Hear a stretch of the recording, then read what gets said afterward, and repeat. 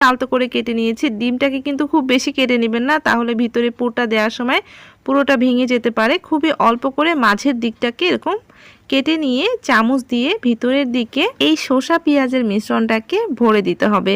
আর এই কাজটা কিন্তু একটু সাবধানে করতে হবে যাতে ভেঙে না যায়।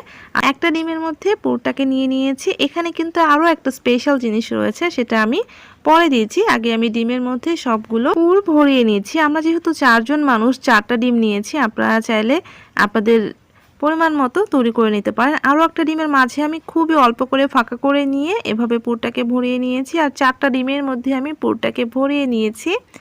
এখন হচ্ছে সেই স্পেশাল উপকরণ, এটা হচ্ছে তেঁতুলের চাটনি, যেটা কি না এই ডিমের টেস্টটাকে আরও অনেক বেশি বাড়িয়ে দেয়। সেটা সবাই খেয়ে বলেছে।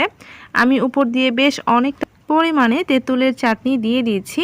আর আমি আজকে এখানে রুচি ব্র্যান্ডের তেঁতুলের চাটনিটা